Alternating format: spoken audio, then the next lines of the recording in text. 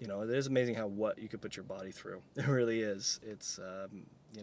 When I first, growing up, you always heard that, you could only survive without water and food for 3 days. That was just a typical number that was always thrown out there. But, well, I'm on my fourth day. I'm still alive.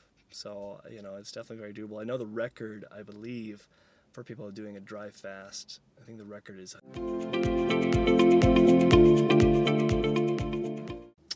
Hey, what's up, fasters? Welcome to my fasting journey. It is my fourth day on a dry fast, so that means no food or water for 4 days. I'm on my fourth day.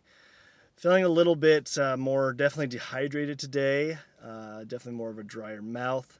The other interesting thing I've been experiencing is that I've never experienced on a 7-day water fast is extra snot in your throat.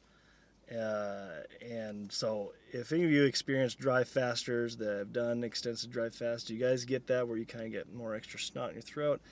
My guess is that just has to do with the body trying to get any kind of water, and so it's just kind of moving things along.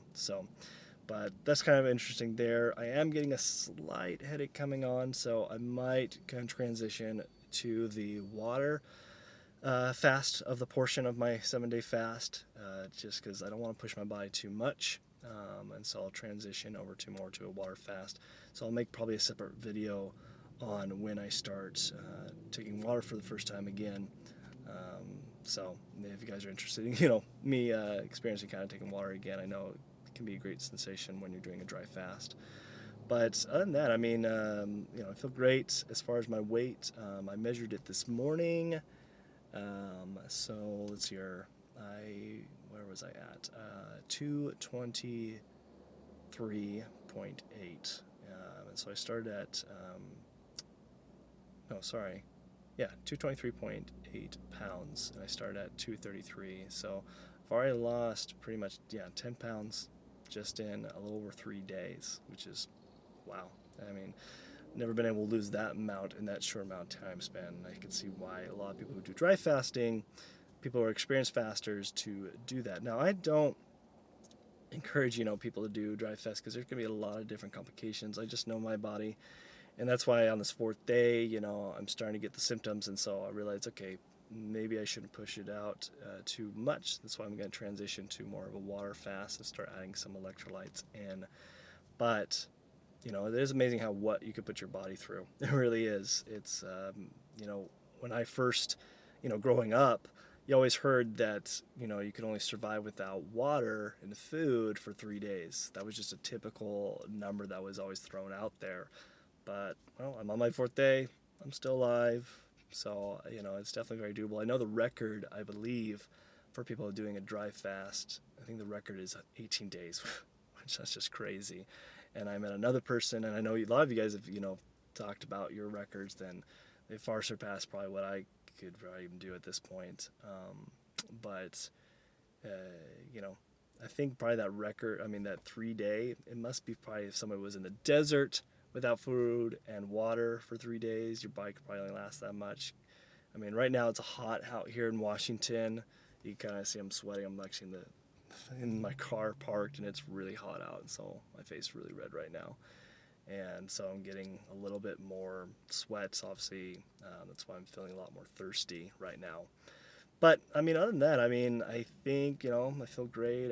My energy wise is a little bit lower than normal, but it's still doable. I'm about to just go and see patients right now, so that's what I'm about to do. That's why I think might need to take some water, and I'll probably do a video on that as well. But other than that, I feel great, and like I said, I'm doing this journey where I'm doing 7 days. I might even go longer than that. So if you guys, comment below, how long have you done a fast before? I'm just curious what everybody has done a fast for, like a water fast or even dry fast. Just curious how long people have done their fast. I know you guys have shared in the past, but I'm just curious as well. But my thought is to do 7 days, and then depending how I feel, I might even extend that. But it's just about listening to your body. It's so important, just listening to your body. You don't want to over push your body. Otherwise, you can run into some complications with your kidneys, liver, other different vital organs. So you just really just need to be fine-tuned and listen to the body when it comes to doing long, prolonged fasts. And then knowing when you need to add water, when you need to add electrolytes. Those things are going to just be really important when you're doing prolonged fasts. The other thing is, of course, when you are doing a prolonged fast is how you break it. Make sure you plan accordingly to break it properly. And I'll document that when I break my fast, things that I do typically for breaking the fast. So if you're new here and, the first time on this channel, go ahead and hit the subscribe button that I'll leave up here and check out some of our playlists. We talk about all different fasting videos and other health tips. I'm going to talk about more natural treatments for different other health conditions, not just fasting, but we do talk a lot about fasting here on this channel. So until next time, this is Dr. LeGrand signing out. See you later.